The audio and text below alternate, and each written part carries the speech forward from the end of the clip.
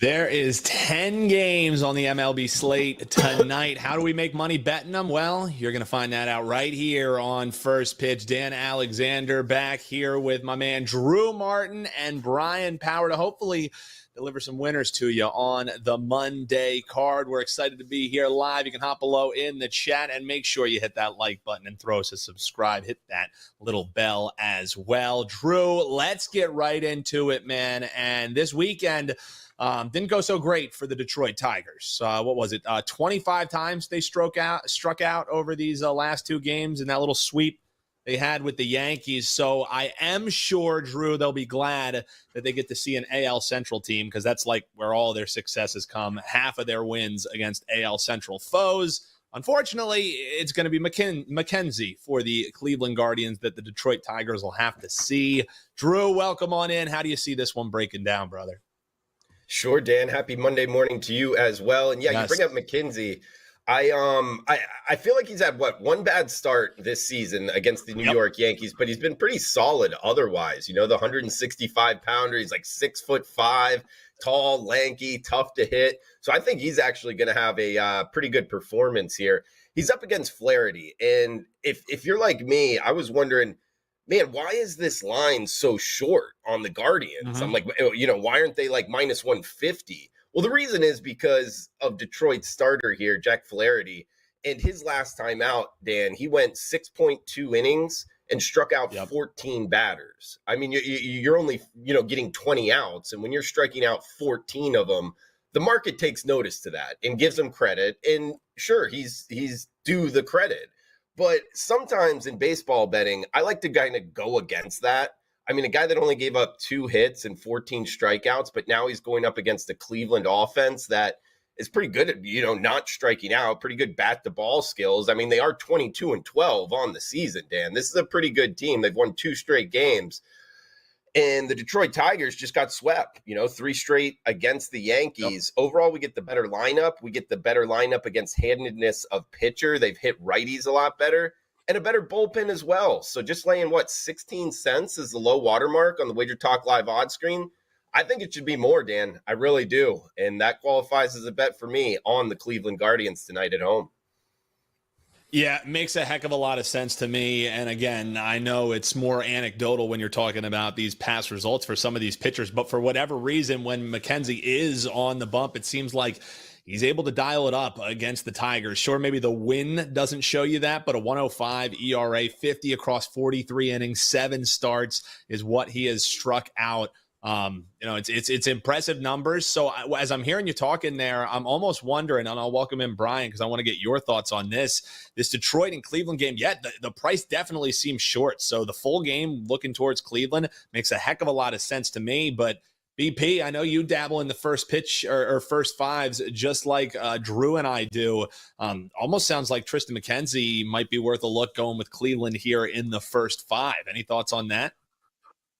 Yeah, we've talked about on the show before, the Tigers bullpen has been outstanding this year, surprisingly outstanding. So if you think McKenzie is going to dominate and you probably want to leave the Tigers bullpen out of the equation, I don't hate a first 5 look in this matchup either. Yeah, and we'll be talking some first 5s. As a matter of fact, we have a best bet coming up in that Texas and Oakland A's game in the first 5. That's coming from our man Drew Martin. But Bryan, the game that you wanted to eye is this Milwaukee and Kansas City Royals game. So we don't even have to satiate the chat as they always want to talk Brewers. We'll get it done right out of the gate here. Bryan Power, man of the people. The last time these teams faced off, 16 runs came across. You're thinking we might get a little bit more defense tonight. Why is that, BP? Well, first off, biggest surprise teams, arguably, from each league. Really interesting matchup overall. A lot of interesting angles I want to break down. Note, first pitch for this game is getting bumped up half an hour. There's the expectation of thunderstorms in the Kansas City area. So if you want to bet this game, everybody, take note. It's now going to be a 7:10 Eastern start instead of 7:40. Now, earlier today on the morning wager with Mark Zinno, we talked about Cole Reagans and taking over 17 and a half recorded outs with him. I stand by that. Reagans, save for the one bad start against Baltimore, has been great.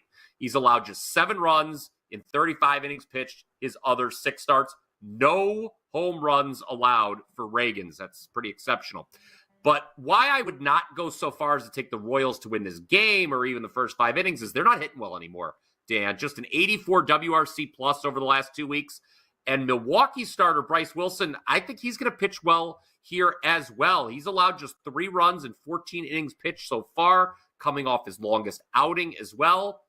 And when this game gets to the bullpens, we just mentioned the bullpens in that Guardians-Tigers game, I give the Brewers the edge in the bullpens. The Brewers are a team that always manages the bullpens well, so that's another reason to shy away from KC full game, in my opinion. Now, the good news for the Royals is I don't see the Brewers doing a whole lot of damage at the plate here either. They were shut out Sunday, 96 WRC plus over the last 2 weeks. So you're talking about 2 offenses that have been operating below average over the last 2 weeks. Milwaukee also strikes out a lot against lefties, and guess what? Reagans is a southpaw. So slight edge to the home team early. I expect Reagans is going to go a full 6 and thus go over that outs prop of 17.5. But with Milwaukee having a decent start of their own, Dan, and the edge in the bullpen, I think the folks should consider betting under 8.5 here in a game featuring 2 struggling lineups. Yeah, I completely agree. When you just think about what they've been doing at the plate, the only way that you could look in this game is under or pass it. When I was breaking down the card, what stood out to me, and you kind of touched upon it there, obviously, with Cole Reagans and what you're going to see with him, I was almost thinking go Milwaukee team total under, because I just think, and I get it, it's probably a square play because they're coming off of sweeps. You're probably not getting much value on that number. But Drew, any thoughts for you on that one? You ever dive much into the team totals? I know you sometimes look into the props and the breakdown you do with Drew's Daily Diamond. But for me, man, I don't see how Milwaukee starts putting balls in play here. Yeah, I like where your head's at, Dan. And yeah, I do from time to time go after the prop market. I'll tell you this though, at least I like to consider myself a little bit more of like an MLB money line grinder. It's just where you get the half off, the minus 105 you're paying instead of the minus 110. But yeah, no, I'll dabble for sure when I see some value or perceived value. And I say I like where your head's at because Reagans has been good, outside of that one start against Baltimore where they lit him up, and that Orioles lineup can get hot. So I don't like to diminish starting pitchers just off of like one outing. He also, one thing that I like about him is recently, Dan, his last 2 starts, he went back-to-back starts against the same lineup, the Blue Jays, which I think heavily favors the offense, especially a lineup like the Blue Jays that hit lefties well. And he went, just under 12 innings, giving up 2 earned runs, 13 strikeouts and 7 hits. He's hot right now, man. I think he's going to have a good start. So, his strikeout prop over, I think Milwaukee Brewers team total under, those type of bets, they're correlated in some sense. And yeah, I would want to be on like the Reagan side of being positive on that. Man, as I hear us talking about that game, I feel like we could cook up a absolutely sick same game parlay in that one. So maybe I'll get in the lab here once these guys get into the best bets, see if we can work something up and get the chat to roll on that one. Go ahead, Drew. Yeah. No, I like do they let you do that though? Like, can you do these little like K prop and then parlay them all in the same game? Because if they do, I want to dig a little bit deeper into that. I would think they would like avoid that in the same game. No. So you would think that, because you hear so much talk about like correlated parlays, this and that. Over at DraftKings, at FanDuel, all these regulated sports books, they offer a tab itself. That's the SGP or SGB plus, whatever the heck you want to call it. And they allow you to pair these things together. Now, a lot of times the numbers might be a little bit different than what the actual market numbers are. So maybe you're paying a little bit more or, adding in, you have to do like 3 or 4 legs to actually make it a number that makes sense. But as far as the availability, like the days of going up to the counter and having to bet the dog and the under and having the guy look at you sideways and be like, yeah, we're not going to take that. They want you betting these parlays. That's why every single sportsbook commercial is get our same game parlays, get this, get that. Like that's what people want to bet. And the availability is there, man. So maybe that's what we'll all have to come. We'll start coming with a leg. We'll all pick a game and figure out a same game parlay that we'll get for the folks here on Monday editions of shows. But Bryan, you ever dabble much into those? I know it's not going to be like a client release, things like that. But as far as these same game parlays, I mean, it's not going away. Bry. Let's be honest about that. It's not going anywhere. You think of Prize Picks, all these different lineups. Just being able to pick players, pair them together. It's almost like fantasy sports, and you're placing bets on it. You ever dabble much into that stuff? Yeah, and I mean, we've kind of given the people one, right? I like Reagan's over outs, under the total for the game, and then you brought up, I think, an excellent point with Milwaukee under its team total. There you go, right there. There's your same game parlay right there for the people. We're only 10 minutes into this program, and we've already cooked that up. Look at that. It's what we do. I'm going to cook it up, and I'll get the price for folks. But right now, let's move on here to another game. We'll talk this early game quick. You know I have to. It goes at 4:05, so if you're watching on the rewatch and you passed it, it's just going to be a minute or two on Zach Wheeler on the bump. Drew, I mean, the guy, every time he goes out there, Phillies are trotting out. He's picking up a win. You have to lay a price with the Phils, so maybe the way to bet this one again, if you do like the Phillies, is you take Zach Wheeler to record the win. It's a way to get the juice down, and it's a way that makes sense if you think he's going a little deeper. Adam Trigger was actually on WagerTalk today saying he likes the other side of this one with the Giants. Where do you land on this afternoon slate game? I like the Phillies here, Dan. And I was doing Drew's Daily Diamond at like 4 a.m., burning the midnight oil, and the Phillies were minus 187. Well, now they're as high as minus 250, my man. So like a 60-cent move in just 5-6 hours here. Look, Wheeler's been great. You know this. Last 3 starts, just 1 earned run. And it's nothing against Mason Black, to tell you the truth.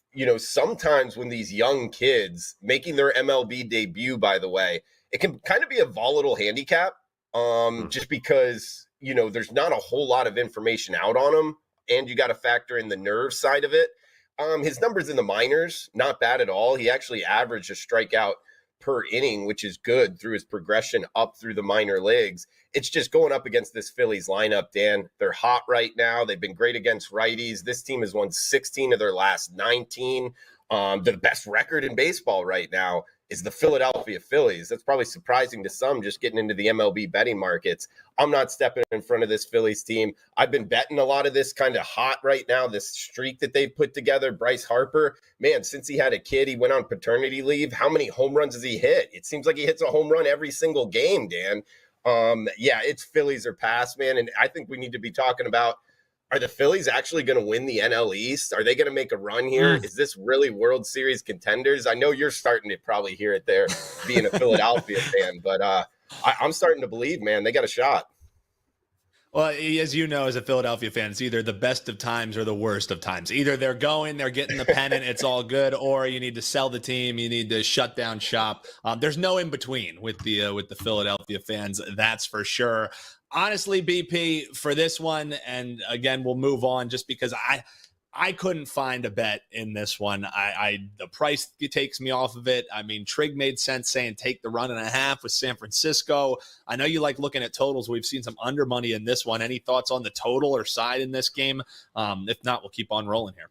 Yeah, well, first, just to echo what Drew just mentioned, and, I've learned over my near 2 years here at WagerTalk, you always want to keep the show host happy. The Phillies are a very good team. Coming into the year, the consensus was they were the 3rd best team in the National League, and there was a gap between them and the Braves and Dodgers. Well, as Drew kind of alluded to with the record, maybe that gap isn't as big as we thought. I mean, the Phillies have been great. Looking at this game, I had the over last night. I bet over 7.5. I was very happy for my clients that the Giants pushed that 4th run across the plate in the top of the 9th, because that game, it did close at 8. So that way everyone won. I was really happy to see that. Here's the issue with the Giants. They scored 4 runs last night. Do you know the last time they scored more than 4 runs in a game? It was April 23rd. And going against Wheeler, it's probably not going to happen here. So I don't know. That 4th run that got him plus 1.5. You had it last night, you won, but I don't know if I would come back with that. The Giants offense just is not doing much. And like Drew said, Bryce Harper's been hitting the cover off the ball. Homer last night, that was key for my over. So yeah, it would be Phillies or pass, but the price, I mean, what are you going to do with this price now? It's been bet up so much that there's sort of nothing I could do combined with the afternoon start. I don't know. Well, if we couldn't interest you in a minus 230 favorite, Could we interest you in laying 310 or more with the LA Dodgers against the Fish here tonight? Drew, the chat is asking Titan CT. He wants to talk this Marlins game. Tyler, we're going to get to the Mets game, talk some Manea pitcher props, but Titan CT several times, Drew, has thrown in here. Marlins shock the world tonight. It's Buehler on the mound against Munoz. I mean, I don't see it, but if anyone can make a case here for the Fish, it's going to be you, right, Drew? Come on. All right, Dan, you really want me to do this? Make the case for my I want you to Fish. do it. I'll tell you, Dan. Man, first off, when I see minus 300 favorites, I don't spend a whole lot of time digging deep into it. I just find it very difficult, particularly when they're at home. This kid Munoz, I don't know a whole lot about him. I mean, what he's made 2 starts this season and been decent. Only 3 earned runs. Buehler, I don't expect him to go very long, which might be a case to maybe bet the Marlins because you'll get possibly some of the lesser arms in the Dodgers pen. I just don't see it, Dan. I'm not looking to bet on the Fish right now. I'm really not because, look, they're a bad lineup, Dan, a bad offense. Their numbers are terrible. And they just shipped away the 2-time batting champion, Luis Arraez, to the Padres. I mean, by the way, this is a Marlins fan, and I know I'm in the minority here just by listening to some sports talk radio down here in South Florida.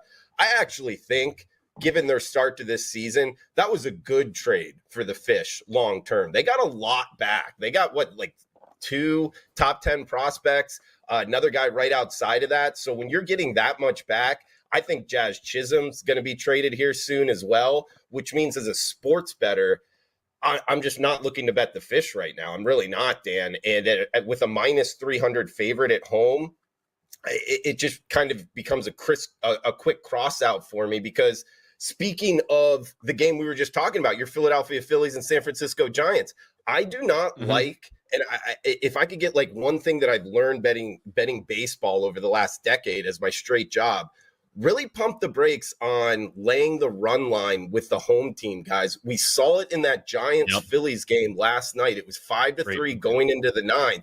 That bomb makes it 5-4. That defensive indifference, that last run scoring, it doesn't matter to the defense. Well, it matters to your bet. And I've heard 2 different odds makers, Sherapin being one of them, talking about it's one of the worst bets you can make out there is laying the run line with the home team long term, guys. It's not a great bet in baseball. So that's why I just kind of crossed it off. I don't like laying minus 300 with the home team Dodgers, and I don't like laying the run line kind of period in baseball, Dan.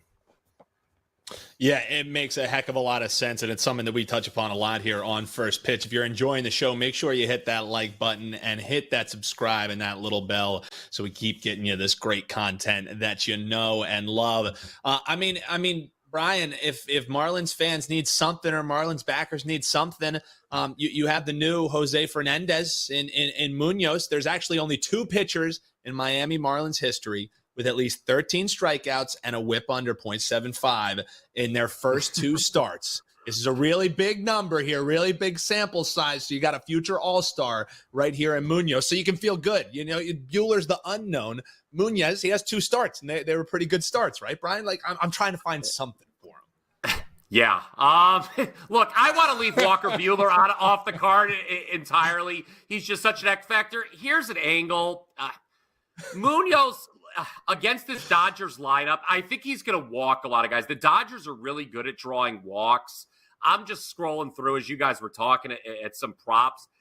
I think Munoz walking at least 3 guys, which you can get plus money, might be the only thing I can come up with here. I just look at the Dodgers, their last several games. How many walks have they drawn? 3, 5, 5, 8, 6, 8. That's a lot of walks. And, Munoz, they're going to leave him in there for a little bit. So I think they can draw at least 3 walks against this kid. And that's really all I got here because, with an unknown commodity like Buehler, you want to take the other team, but as Drew intimated, Miami's just not giving you much. And I don't disagree at all with what Drew said that the trade wasn't a bad thing because there's nothing worse in baseball than being mediocre these days. I know people don't want to hear this, but Houston and then Baltimore have set the template, right? You just tear the thing down, you stack up a bunch of prospects, and you rebuild from scratch. Being mediocre in baseball is, in a word, dumb. Yeah, well, Marlins, Titans, CT, I tried, man. Raven Ron says, alt line with the Dodgers, laying the 2.5 runs. says Raven Ron there in the chat. Get some plus money there. And Rich Filkins in the chat, like in the Phillies and Dodgers. The Dan once homer to his new town parlay of the day. Phillies and Dodgers minus 115 if you want to eat the chalk on both of those money lines. The guys have their best bets coming up. We're going to talk Texas and Oakland.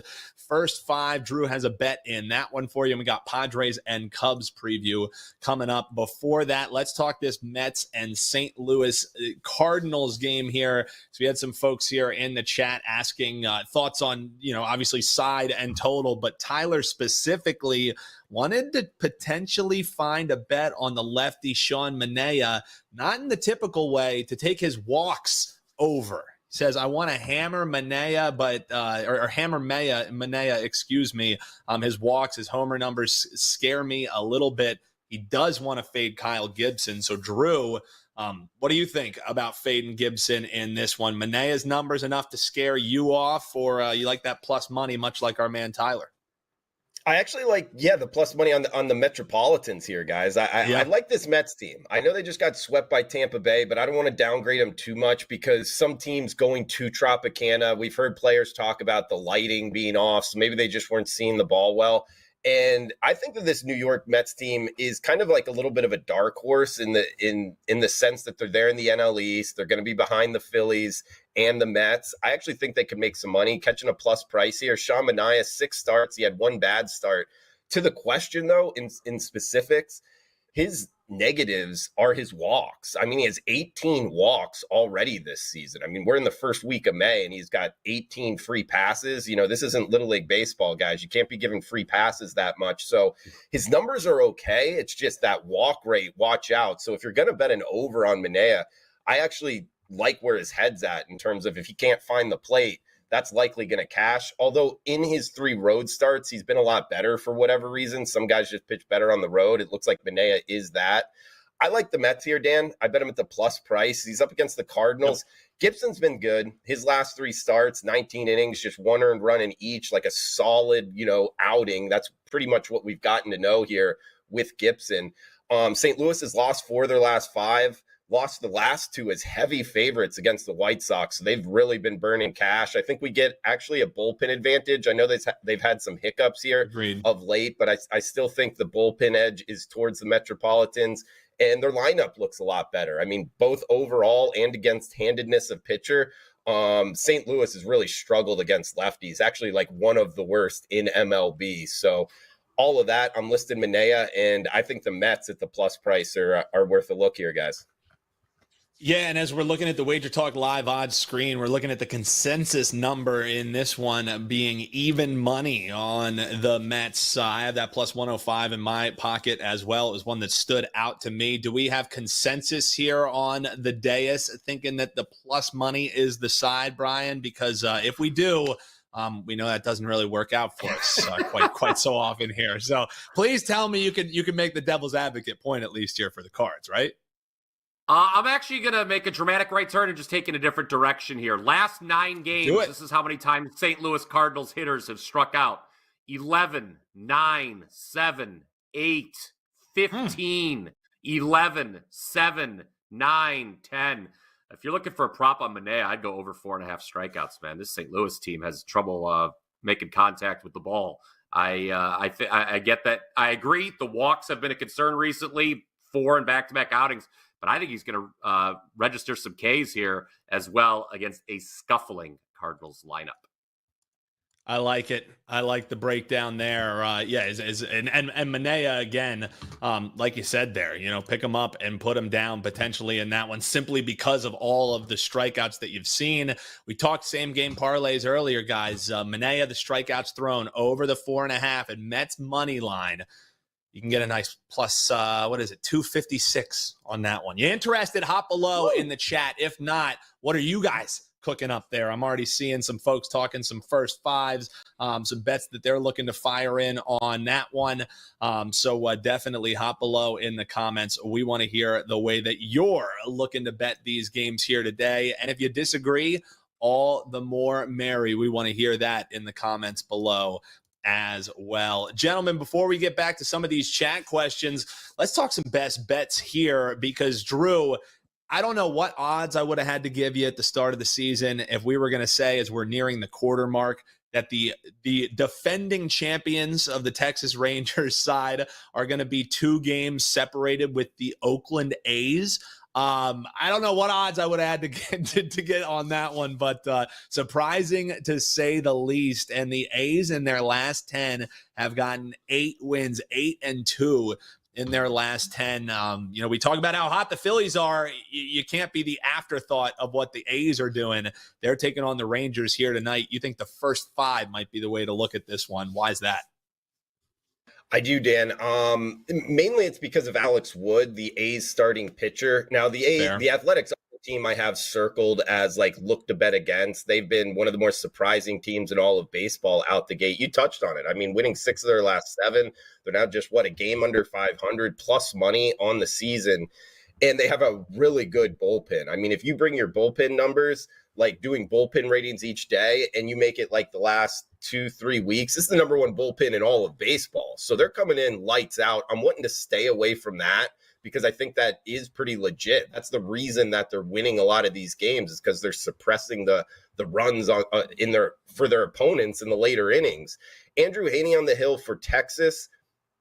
He does have a 5.1 ERA.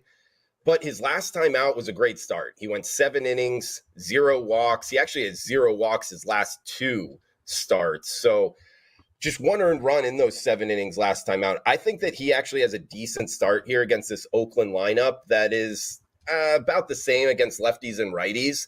It's just Alex Wood for the A's, Dan. This is a guy that's been around now for 11, 12 years. He used to throw 93, 94. Now he's throwing 88, 89, 90 miles per hour, and he's getting hit. He's getting knocked around. I mean, year to date, he has 31 innings and 45 hits. That's almost a hit and a half per inning. That's not sustainable to stay in the show.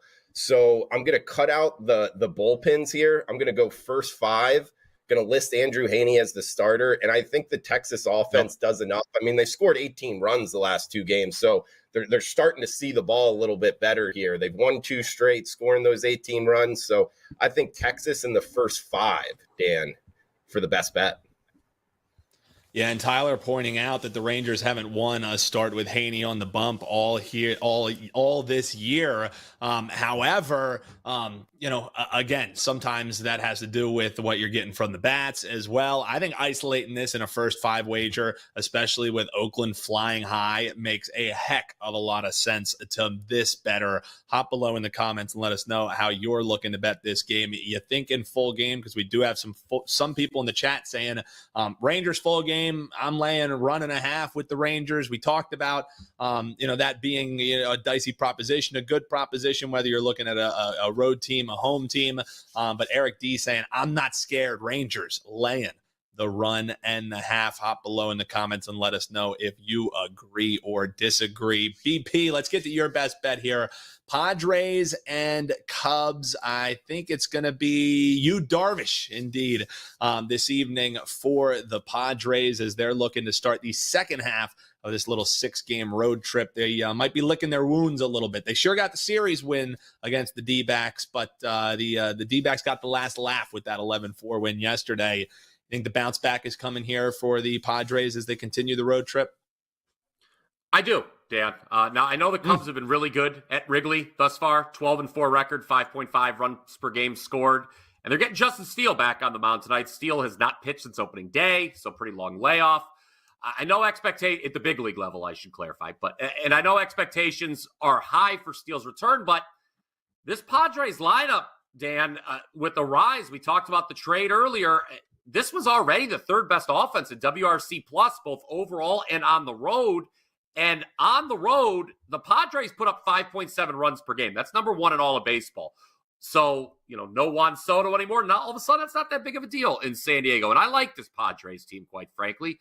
They were incredibly, I cannot stress how ridiculous it was that they only finished 82-80 last season. Just horrific luck in extra innings and one-run games. They had the third best run differential in the NL, plus 104, trailing only the Braves and the Dodgers.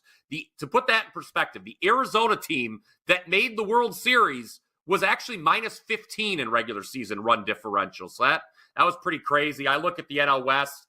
I look at the Padres specifically. A lot of indicators toward positive regression this season. I was higher on this team than the market coming into 2024. I think a wild card is very could be in their future. Sunday, as you pointed out, that did not go well. But before that, not only did they win the series by taking the first two games against Arizona, but they won 4 in a row overall. And Darvish, he tossed 5 shutout innings his last time out. If he's anything like that again here, Padres are going to be in really good shape because I think they've got the edge in the bullpen.